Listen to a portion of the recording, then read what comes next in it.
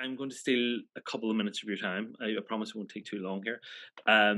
To talk through some of the resources that we've got coming up this autumn or that are available at the minute from BBC NI Learning. So I'll fire through them very quickly. I'm going to try and share my screen here after. Okay, so here at BBC Northern Ireland Learning, we've got a lot of different resources with a lot of different priorities and a lot of different things that we focus on. The backbone of what we do really is BBC Bitesize. So locally, we produce content that supports the SEA curriculum. Bitesize was initially developed for GCSE students. So we've covered a lot of the GCSE, as you can see the subjects there, we've covered a lot of those GCSE subjects. But recently, the focus has started to shift younger. So we're starting to cover Key Stage 3 and some primary as well. So this list of subjects, these are all the subjects that we have content currently for or are currently developing for. So there's a couple of subjects that are like Key Stage 3, Environment Society, that will be live by spring next year. And as I say, we are working to develop the primary side around foundation, Key Stage 1, Key Stage 2, and Key Stage 3 as well. So that's that. So I've got a video later, and I'll show you a little bit of our new Key Stage 1 music content as well. So the second project I want to talk about is the Wonder Gallery. So this was set up at the start of lockdown. It was in response to teachers wanting something practical for people to do at home. So we teamed up with the Culture Cafe, which is on Radio Ulster and Radio Foyle every Saturday, and we get a resident artist in. During lockdown, it was every week, so we used to get a resident artist in, and they would set a theme. So whether that's faces or hands or fantastical places, they set a theme, and then we invite young people. We've got lots of different age categories to basically submit their artistic response. So we're continuing it now in the new term, and this month we have the Art Ninja on. So you'll see a little clip of him later, and he is setting the theme for Halloween masks this month. So you can get more details of that at bbc.co.uk/Wonder Gallery. So the next project I want to quickly talk about is 2 Minute Tales. So we are just about to launch our third series, I suppose, of 2 Minute Tales in a couple of weeks. This is a creative writing competition for young people. There's different age categories, and we invite people to submit a story of around 300 words. And this will be on a certain theme. So the next one coming up will be on the theme of Christmas. We have a whole workshop of elves who sift through the stories that come in.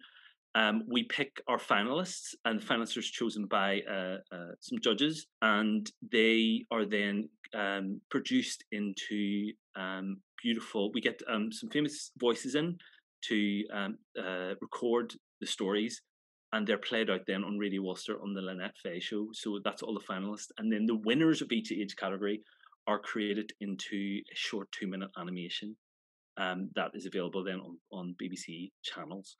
So the next round of that will be launched on the 22nd of October during World Book Week. So keep an eye out for that. And for more details, you can go to bbc.co.uk/2Minute Tales.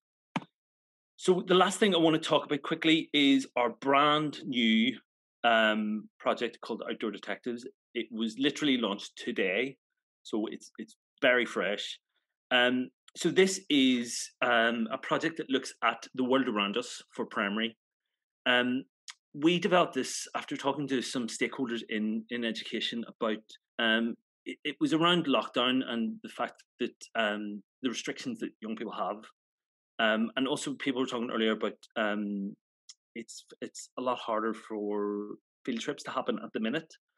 So we were thinking, what can we do to encourage young people to get out and about and learn about their locale and their location? So we've launched with 4 videos. We've got Rockpool in Portrush. We've got Fascinating Facts about Trees in Ballyclare, Investigating Cumber's Rich Heritage, and then about Kilkeel and World War II. So they are available to watch at bbc.co.uk/outdoor detectives, and there's some supplementary info there as well, and some archive and relevant links to external sites as well. Our plan is to create some more of these videos during the year, and we're also planning to do something special with Your Place in Mine and Radio Ulster. So the project will be continuing to develop during the year.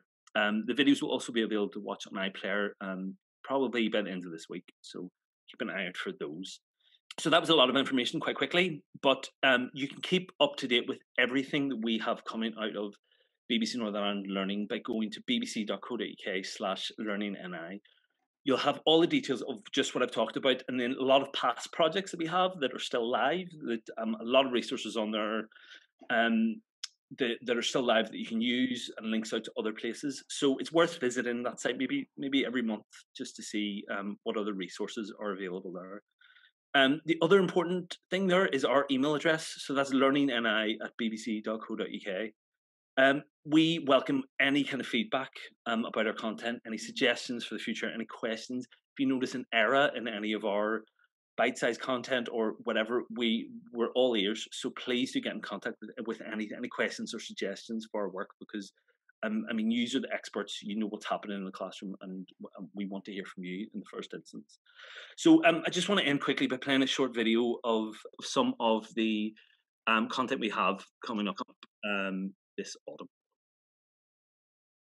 Guys, today we have been crazy busy collecting lots of awesome indoor items we can use to make signs. Signs we don't often stop to hear. We've been in the garage studio all afternoon organizing our objects. Things you'd find every day. We found that combining different items can make cool sound effects, like a swarm of bees. Or how about a horse?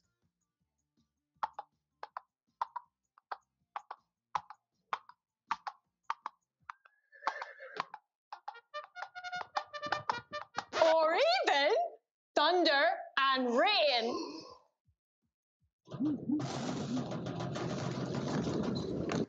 Hiya, Ricky Martin here, creative director and animator, but you might know me better as CBBC's Art Ninja. Now, I was pleased as punch to be asked by the Wonder Gallery to come up with October's theme, and I was thinking, as it is October and things are starting to get a little bit spooky, we should make Halloween masks.